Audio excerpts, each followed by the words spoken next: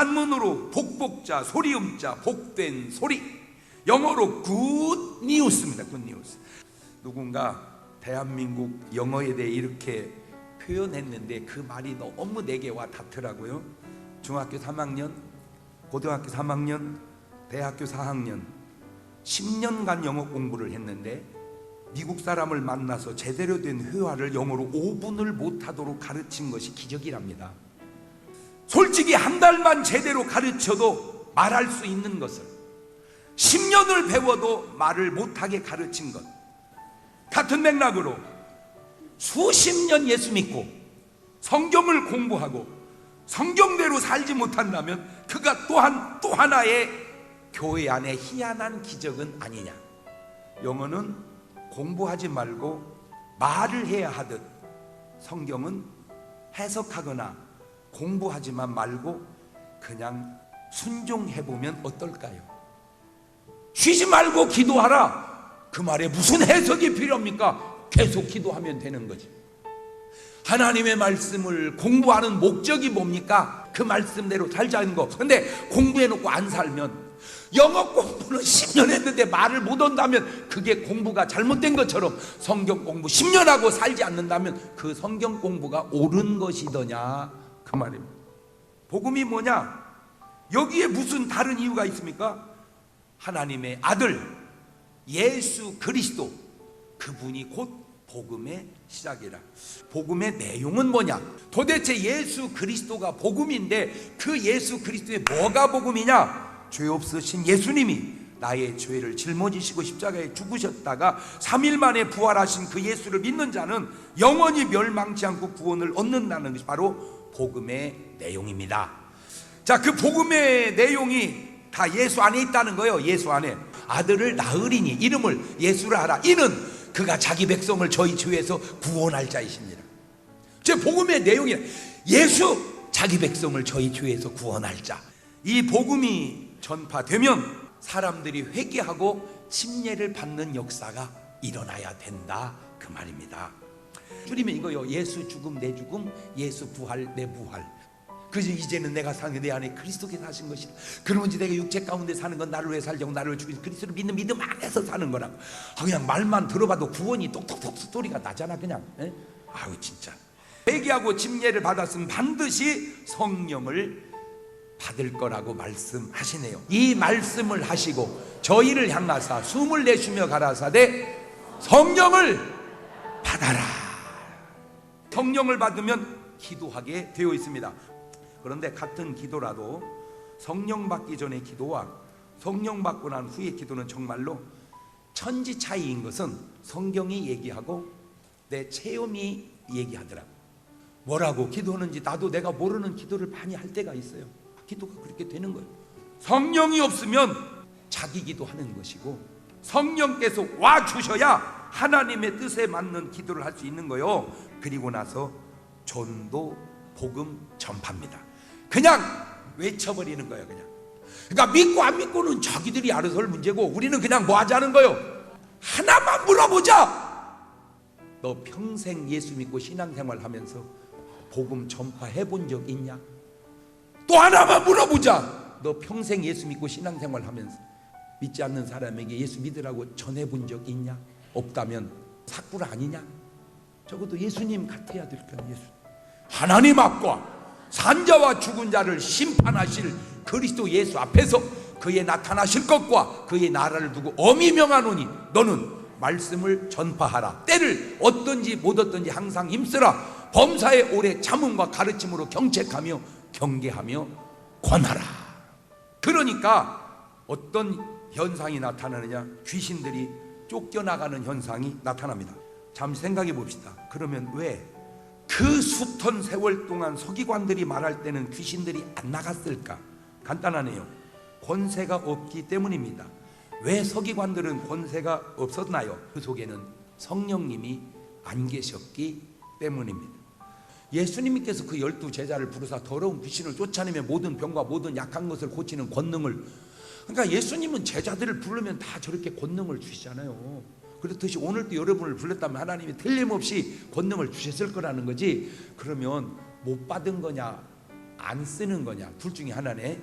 아무리 어떤 합리적인 이론을 들여다대도 예수님이 행하신 이 몇 가지 사실 가르치시고 전파하시고 고치시고 또 귀신 내어 쫓으시고 이런 일들을 내가 평생 예수 믿어도 한 번도 하지 않았다면 그것은 예수님이 하신 사역 가운데 우리가 아주 중요한 한 부분을 놓치고 있는 것은 분명하지 않냐, 그 얘기지. 내 말은 물론 예수님이 하신 일 우리가 다 할 수는 없습니다. 나도 알아요. 우리가 예수님이 아니니까. 예수님이 우리의 죄를 짊어지신 것처럼 우리가 다른 사람의 죄를 짊어질 수 없습니다. 그렇다고 해서 우리가 가르치지도 못하고 전도하지도 못하고 귀신 쫓지도 못하고 병을 고치지도 못한 것은 아니지 않냐 이거죠. 왜냐하면 그것은 주님께서 우리에게 할 수 있도록 위임하신 내용이니까. 1년도 안 믿은 사람도 나가 순종하면 되는데 여러분 지금 몇 년째요? 얘기 좀 해봐봐. 앞으로 몇 년을 더 믿어야 저 말씀을 내가 한번 순종해 볼 거냐 그 말이요. 내가 앞으로 몇 년을 더 믿어야. 이게 세월의 문제만은 아니고 시대의 문제도 아니고 순종의 문제더라는 거지. 이게 순종의 문제. 해보라니까. 나의 의견을 따르지 말고 하나님의 말씀의 의견을 따라가시기를 주의 이름으로 축원합니다.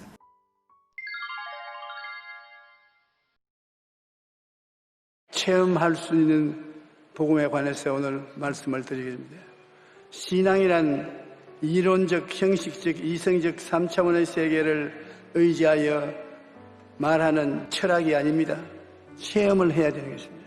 항상 예수님의 죽음을 우리 몸에 짊어지면 살아있는 예수님을 체험할 수 있습니다. 이 말은 무슨 말이냐 하면 우리 삶 속에 있는 정신적인 불안, 공포, 절망, 미움, 파탄, 답답한 마음, 이것도 예수님이 다 끌어안았습니다. 영적으로, 정신적으로, 육체적으로 사람을 멸망시킬 죄가 횡행하니까 예수님이 사람들을 건지러 이 세상에 오셔서 이 부정적인 것과 싸운 것입니다. 예수님이 이런 것을 대적해서 싸워야 우리를 건질 수 있는 것입니다.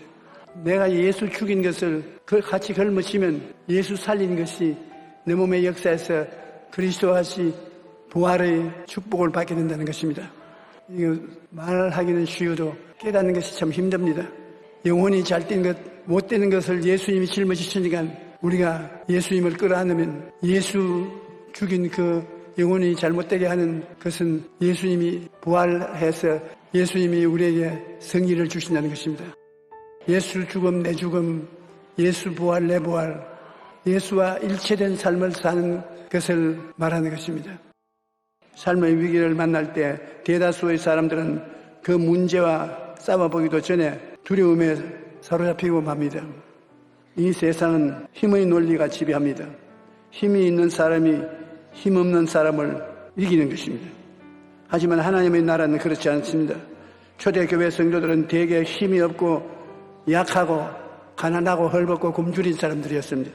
그들이 복음을 전할 때 그 힘이 없는 사람들 앞에 복음이 얼마나 힘이 있었던지 로마 제국이 거꾸로졌습니다.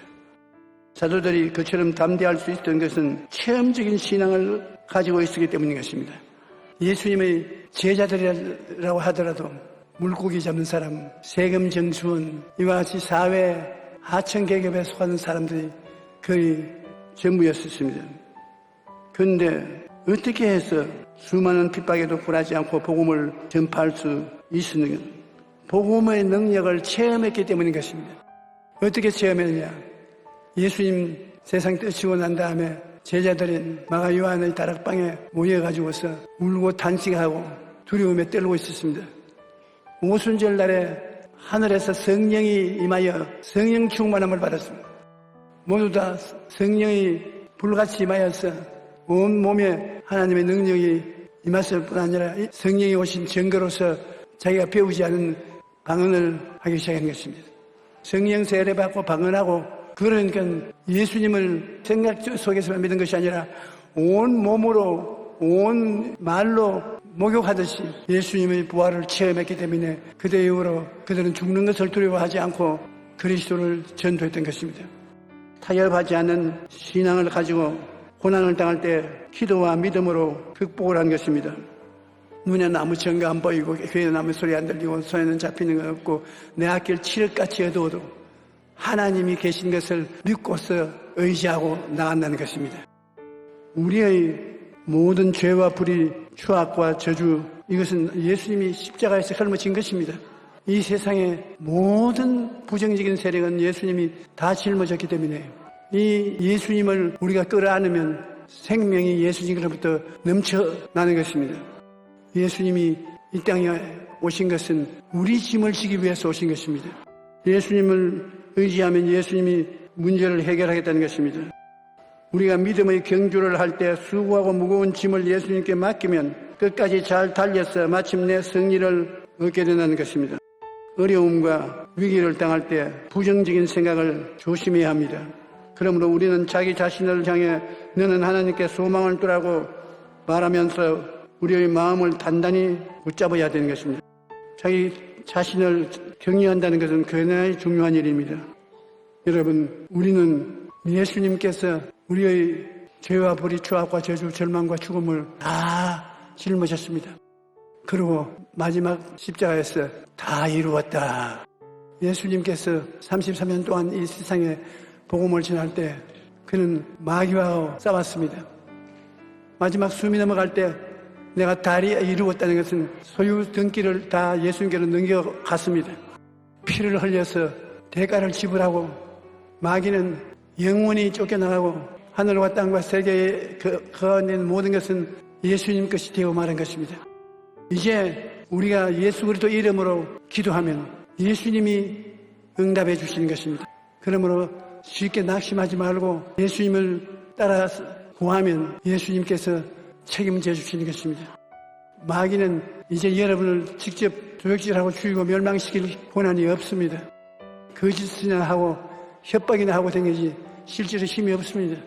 왜냐하면 예수님이 영원한 보혈로 이 우주를 도로 다 빼앗았습니다. 이제 예수 그리스도가 여러분과 같이 계시면 여러분을 해할 자 없습니다. 여러분 마음속에 예수님을 모시고 있으면 예수님과 여러분은 하나가 되는 것입니다.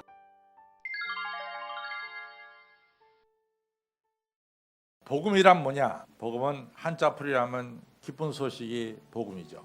근데 이제 복음의 내용은 뭐냐? 예수 그리스도에 관한 소식이 복음의 내용입니다. 복음의 핵심은 뭐냐? 예수님의 십자가 부활이 복음의 핵심입니다. 근데 복음은 사실은 쉽지 않은 게 복음입니다. 복음이 어렵다 보니까 복음을 받아들이는 자의 결과, 영향도 다양하게 나타나요. 복음의 씨앗이 열매를 맺는 것은 오직 옥토에 떨어져서 30배, 60배, 100배의 열매를 맺는 것밖에 없습니다. 그런데 이 복음에는 특징이 있어요. 초월적이라는 것입니다. 복음은 우리 안에서 자체 생산되는 게 아니라는 거야. 아니, 목사님, 그 당연하죠. 그러나 이상하게도 사람들은 복음을 우리 안에서 만들어 내려고 하는 경향이 있어요. 인간이 만들어내는 복음이 있다고. 항상 인간의 역사 속에는 복음을 가지고 싸움이 나는데 많은 사람들이 복음을 인간이 만들어내는 이런 복음이 더 중요한 복음인 것처럼 얘기해요. 마틴 루터가요 22살에 수도원 들어갔어요. 근데 마틴 루터는 우리가 가지지 못하는 경험을 하나 가졌어요. 자기 친한 친구와 함께 길을 걸어갔단 말이지. 느닷없이 이 벼락을 쳤는데 친구가 그 자리에서 즉사합니다. 마틴 루터의 머릿속에는 뭐가 딱 들어왔냐면 난 언제든지 죽을 수 있구나. 그럼 내가 죽었을 때 하나님 앞에 서게 되는데 내가 하나님 앞에 서게 될 때 정말 내가 의로운 사람이라는 칭함을 받을 수 있을까? 이게 마틴 루터 속에 생겨난 질문이었어요. 그래서 마틴 루터가 내가 하나님 앞에 의로운 사람 되기 위해서 나름대로 노력합니다. 아주 욕심이 생겨나면은 채찍을 갖다가 자기 몸을 갖다 때리는 거예요. 밥 먹듯이 금식하는 거예요. 자기 육체에 대해서 가학적인 태도를 갑니다. 막 육체를 괴롭혀요. 의롭게 살기 위해서. 근데 마틴 루터가 아무리 노력해도 자기가 의로워질 수 없다는 것을 깨달았어요. 그래서 기도합니다. 저는 하나님 앞에 절대로 의로워질 수가 없습니다. 이러면서 몸부림치면서 기도하는 거죠. 그때 마틴 루터가 로마서 1장 17절을 읽게 됩니다. 복음에는 의가 나타나는데 그 의는 우리를 하여금 믿음에서 믿음으로 이끌어 주는데 바로 의는 그 믿음으로 말미암아 산다. 바로 그 믿음이 여러분과 저를 의롭게 만든다고 하는 아주 중요한 이야기가 나오고 있습니다. 자기는 절대로 의롭게 될 수가 없어요. 근데 그 의가 어떻게 오느냐? 하나님께로부터 직접 나한테 그냥 전해지는 거야. 난 아무것도 한 것이 없는데 하나님의 의가 나한테 직접 전해졌어. 그리고 내 안에 지금 이 의가 온 거야. 이렇게 내 안에. 그럼 내 안에 들어있는 이런 죄악들은 그냥 하나님이 가져가셨어. 그러니까 내 안에 뭐만 남냐? 의만 남게 된 거지. 이것이 하나님께서 먼저 우리를 의롭게 하는 하나님의 방법이에요. 그리고 십자가에서 다 태워버렸어, 내 죄악을. 이것을 믿는 믿음을 가진 자는 바로 우리가 의로운 사람이 된다라고 하는 믿음으로 말미암은 의를 갖다가 마틴 루터가 발견하게 된 거죠. 이게 굉장히 중요한 얘기예요. 나로서는 의롭게 될 수가 없어요. 사도 바울이 아침에 나가면서 하나님, 나 하나님 약속합니다. 오늘 적어도 내가 3가지 선한 일을 하겠습니다. 성령님 도와주세요. 그리고 나갔다고. 그럼 오늘 저녁에 잠자기 전에 보니까 자기가 계획했던 3가지는 안 했어.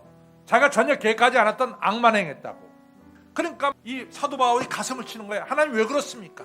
몇 번을 다짐하고 오늘 시작했는데 아니 돌아와서 오늘 저녁에 보니까 왜 내가 원했던 선은 행하지 않고 원하지 않은 악을 행했습니까? 그리고 자기 안을 갖다 깊숙하게 들어가 보니까 자기 안에는 죄를 행하려고 하는 죄성이 들어있더라고 말이죠. 이 죄성이 있는 한 자기가 원하는 선은 행할 수 없다는 것을 발견하잖아요.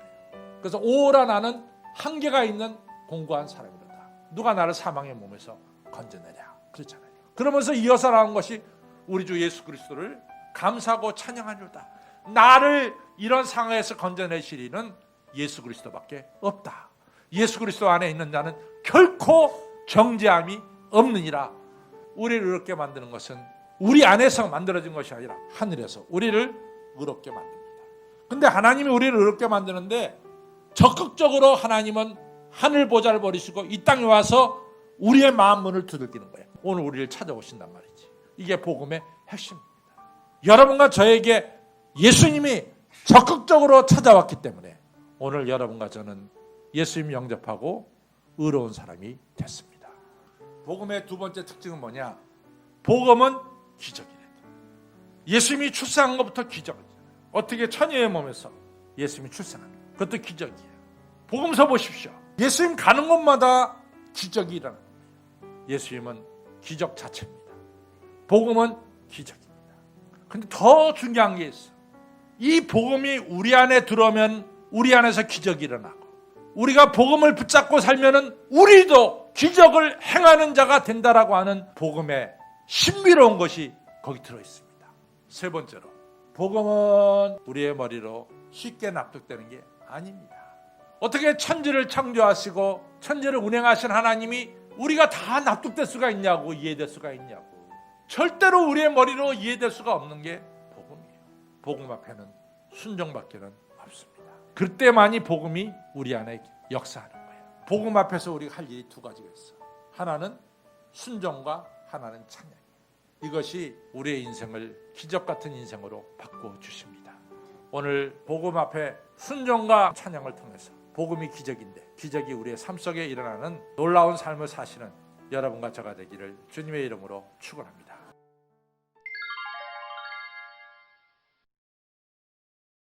예수님 뭐라고 말씀하셨어요?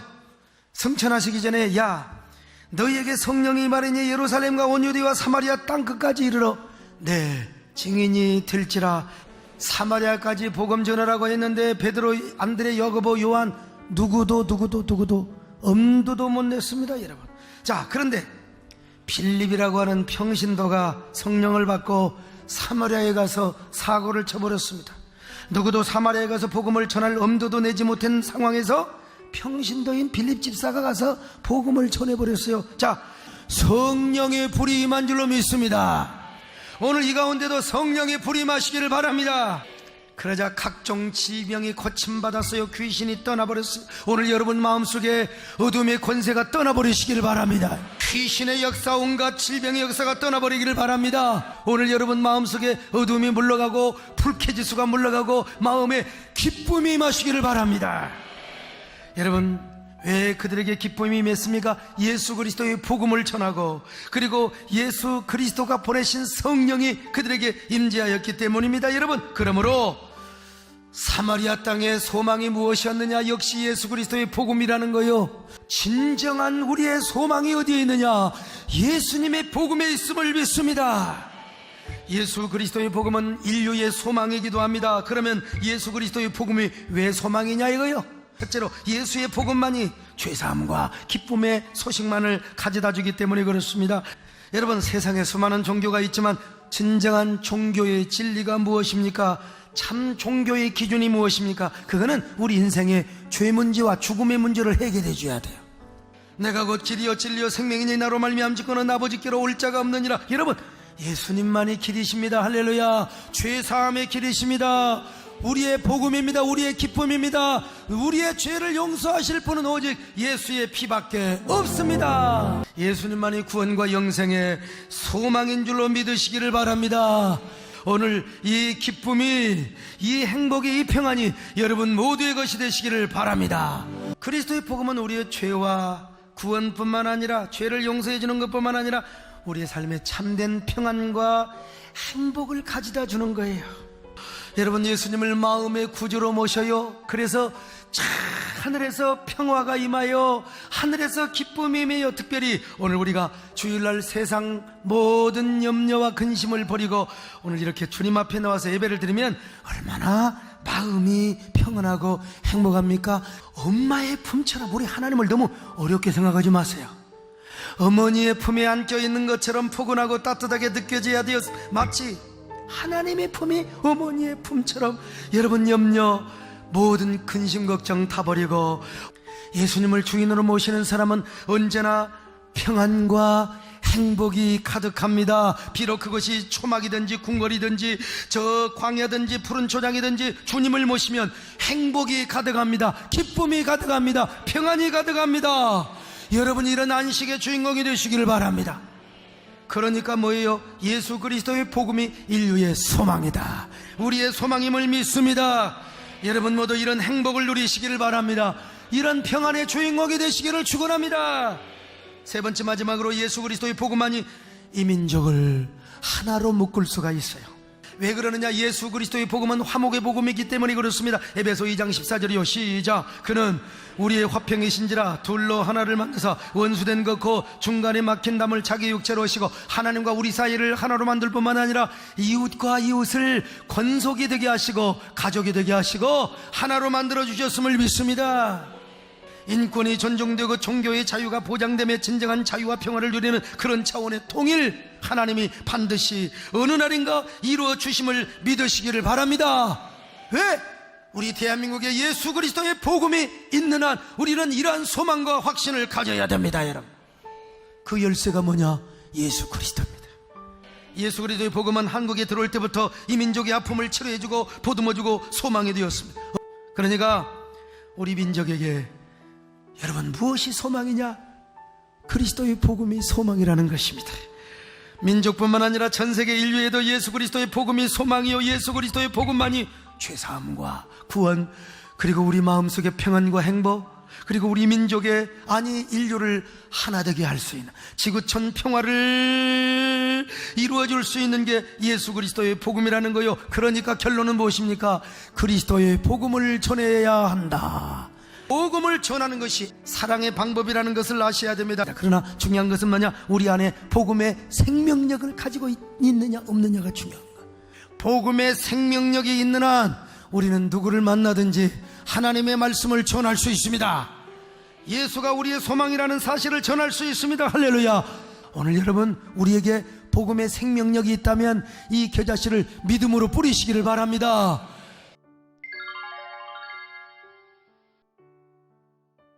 우리가 할 일은 정확한 복음을 알고 예수를 믿는 겁니다. 마귀의 역사가 있겠고 지금까지 있었고 지금도 있지만 우리가 얼마든지 이길 수 있습니다. 정확한 복음을 아는 것입니다. 들은 복음이 아닙니다. 여러분들이 복음을 듣고 계시죠? 네.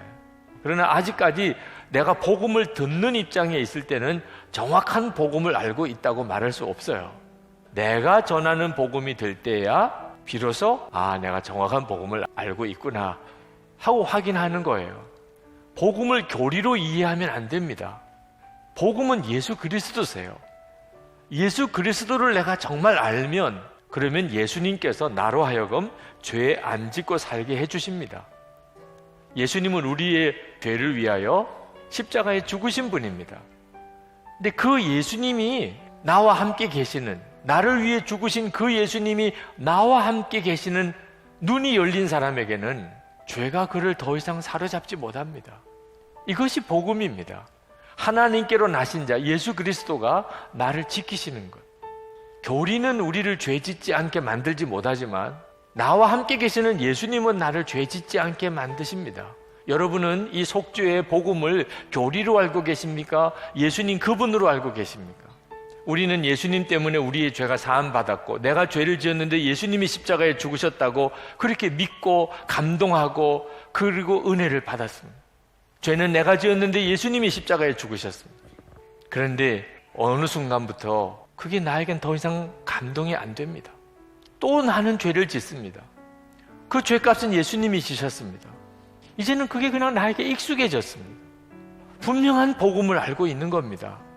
그러나 그 복음이 나를 죄 짓지 않게 만들지 못합니다. 여러분, 이렇게 예수를 믿는 분들이 많습니다. 예수님 때 내 죄가 사함 받았다고 그렇게 믿으면서도 여전히 죄의 종로로 다는 거죠. 사도 바울이 전한 복음은 그저 우리가 속죄 받았다, 용서 받았다는 복음이 아닙니다. 그 예수님과 우리가 연합하여 하나가 되었다는 것, 십자가에서 하나가 되었다는 의미는 예수님이 십자가에 죽으실 때 그도 죽었다는 겁니다. 그리고 예수님이 부활하심으로 그가 부활의 생명으로 다시 살게 되었다는 것을 말하는 것이 세례입니다. 이것이 복음입니다. 나는 죽고 예수로 사는 사람이라고 그렇게 요약한 겁니다. 나는 죽었습니다. 고백할 수 있습니까? 그 고백을 못 하시는 분들이 있습니다. 어떤 분이 목사님 저는 아직 안 죽었나 봐요. 제가 완전히 죽도록 제가 노력하겠습니다. 여러분, 이분은 십자가 복음을 모르는 게 아닙니다. 그렇지만 내가 죽었다는 고백을 못하는 겁니다. 여러분이 아무개 아들이고 딸입니까? 이렇게 누가 물으면 여러분 뭐라고 대답합니까? 만약에 여러분이 아버지의 아들과 딸답게 살지 못했다고 그래서 잘 모르겠습니다, 이렇게 대답할 분은 없을 거예요. 여러분은 예수님의 생명으로 살고 있는 사람입니까? 그걸 묻는 거예요. 당신은 죽었습니까? 그런데 나는 잘 모르겠습니다. 나는 안 죽었나 봐요. 이렇게 대답을 해서야 어떻게 예수님을 믿는 사람이라고 할 수 있겠습니까? 여러분이 죽었다는 것은 육신이 죽은 게 아니고 육신의 종로로 타는 옛사람이 죽은 겁니다. 여러분의 육신은 그냥 있습니다. 성질, 혈기, 욕심, 음란, 거짓, 여러분의 육신 속에서 계속 역사합니다. 그것이 있다고 해서 여러분이 안 죽은 게 아닙니다. 그 육신에 따라 종로를 타던 옛사람은 예수님과 함께 죽은 겁니다. 이제 예수님이 부활하신 그 생명으로 여러분이 삽니다. 그래서 여러분이 육신을 따라 살지 않고 주님을 따라 사는 자가 된 겁니다. 여러분이 진짜 복음을 들었다면, 그렇다면 당신은 죽었습니까? 라고 물을 때 아멘 하고 대답이 나와야 그게 믿는 겁니다. 아는 것이 아니고 믿는 거예요. 그게 바로 이제 나의 복음이 되는 겁니다. 그게 내가 전하는 복음인 것입니다. 이 복음이 분명하지 않으니까 우리의 삶이 엉망진창이 되는 겁니다. 나는 죽고 예수로 사는 이 복음에 분명히 서지 않으니까, 이 고백을 분명히 하지 않으니까 교회 안에서, 가정 안에서 서로 싸우는 일도 생기는 겁니다. 옛사람으로 사는 사람은 절망입니다. 죄 안 짓고 싶어서 안 지을 수 없습니다. 도무지 자기 힘으로는 죄를 이길 수가 없었는데 예수 그리스도께서 자기를 그 죄에서 건져내신 겁니다. 이것이 여러분의 고백일 수 있게 되기를 축복합니다. 그때 하나님의 사랑이 부어집니다. 우리는 복음이 정말 사람을 변화시키는지에 대해서 의심을 하고 있는 시대에 살고 있습니다. 예수 믿는 사람은 그렇게 많은데 진짜 변화된 사람은 누가 있느냐, 이렇게 말하는 시대에 우리는 살고 있습니다. 그게 우리 자신의 이야기일 수도 있습니다. 그러나 그것은 복음에 문제가 있기 때문입니까? 정확한 복음을 알고 믿고 있지 않기 때문이지요. 그러므로 우리는 내가 지금 정확한 복음을 믿고 있는지를 계속 점검해야 됩니다. 우리는 잘해보자고 싸울 때가 있습니다. 가정에서도 교회에서도. 여러분, 잘해보자는 건 좋은 것 같은데 싸운다면 벌써 복음이 아닙니다. 나는 죽고 예수로 사는 그 사람이, 하나님에게 입양된 이 엄청난 사랑을 받고 사는 사람이 어떻게 그럴 수가 있어요? 그럼 벌써 난 복음에서 어딘가 벗어나 있는 겁니다. 다시 복음으로 돌아와야 돼요. 항상 이렇게 해야 됩니다. 그때 우리는 놀라운 경험을 하게 돼요. 복음은 우리의 삶을 바꿉니다. 하나님을 사랑하고 모든 사람을 사랑하고 사는 겁니다. 그리고 그 삶 속에 우리 주님의 열매가 풍성하게 맺어집니다. 이것이 우리에게 주어진 복음입니다. 나는 죽고 예수로 살며 하나님의 말할 수 없는 아버지의 사랑 가운데 살며 그것을 나의 복음이라고 담대하게 전할 수 있는 성도들이 되시기를 축원합니다.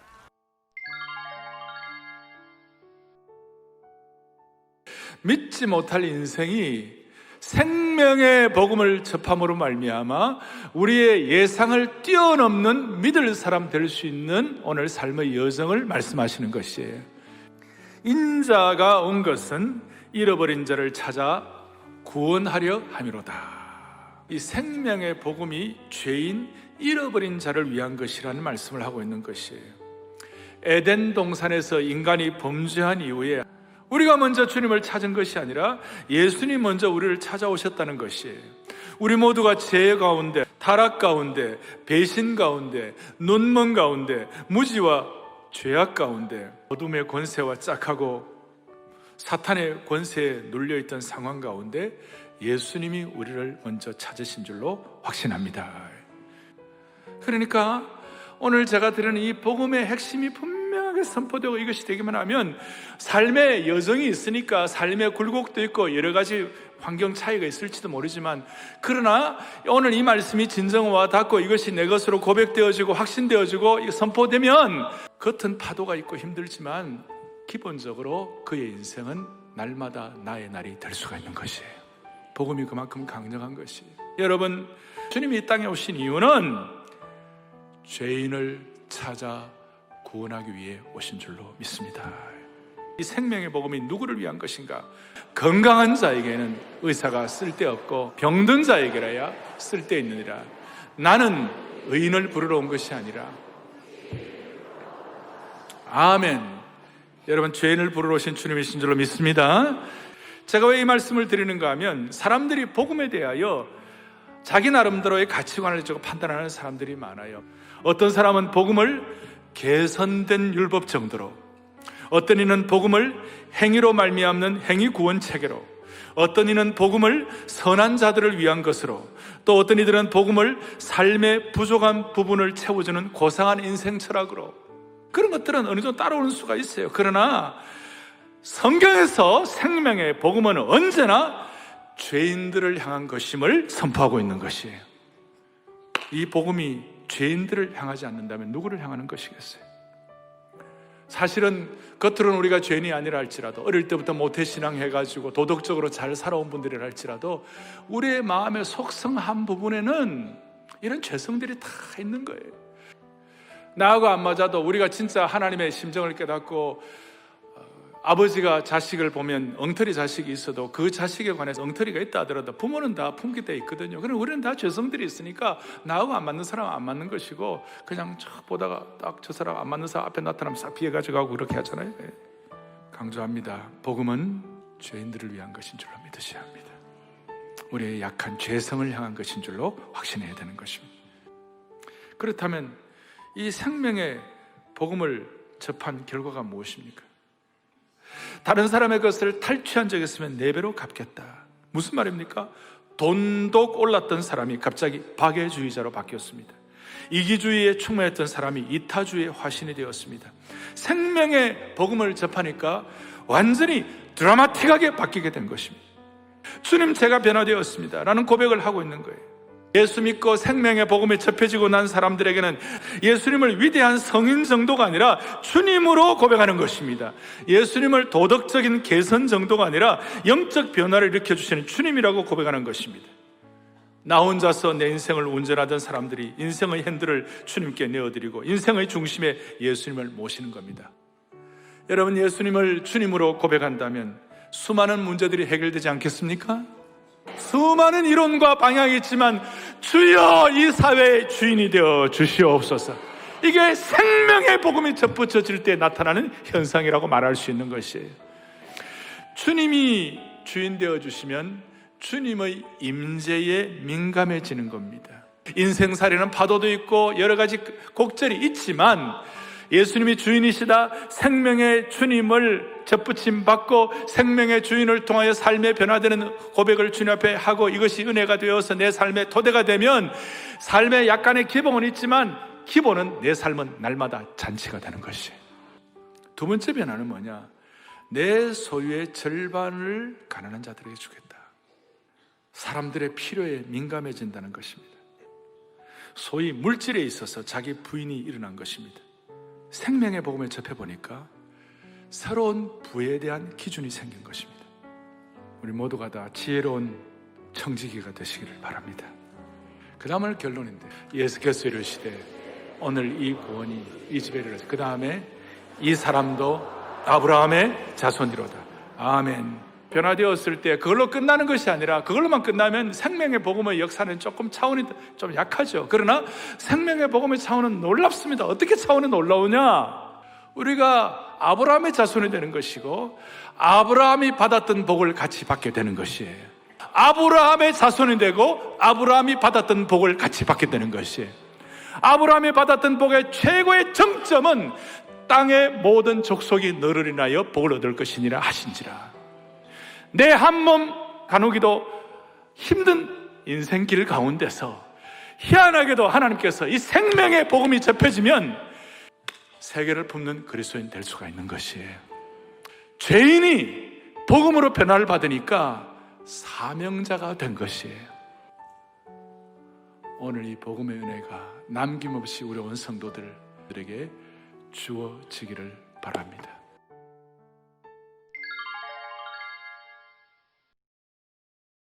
저와 여러분은 우주를 통틀어 가장 큰 하나님의 사랑을 받은 사람들입니다.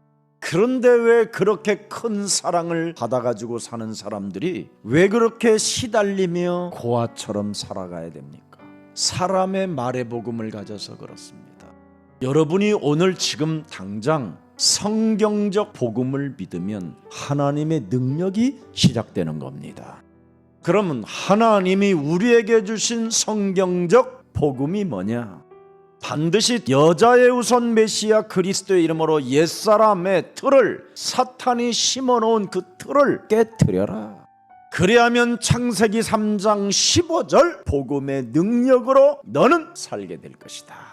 여러분이 복음 누리는 기도를 할 수만 있다면 하나님의 역사는 시작됩니다. 하나님의 가장 큰 십자가 사랑을 받아놓고도 쓸쓸하게 고아처럼 살게 만드는 징징대어지는 어둠의 저주들은 예수 그리스도의 이름으로 산산이 내 삶에서 무너질지어다. 옛사람의 틀을 깨트리면 하나님의 자녀된 신분과 권세를 가지고 성령의 인도를 따라 살게 약속하셨기 때문에 나는 그 말씀하신 하나님을 믿노라. 이렇게 복음의 능력으로 기도할 수만 있다면 하나님의 역사는 시작된다 이 말이에요. 하나님의 아들 그리스도께서 인간에게 덮여 세워진 사탄의 그 문제들에서 십자가라는 죽음을 통하여 우리를 구출해 내신 것입니다.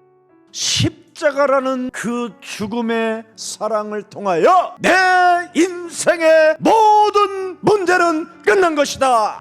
죄 권세, 사망 권세, 지역 권세, 사탄의 권세로부터 완벽하게 모든 문제가 끝났다.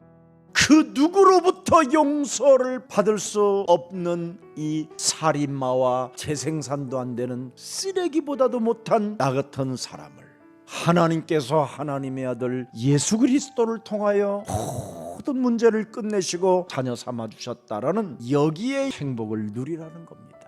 여러분이 참으로 예수 그리스도를 통해서 내가 노예의 신분에서 하나님의 자녀로 옮겼다라는 성경적 복음을 믿으면 능력이 나타난다니까요.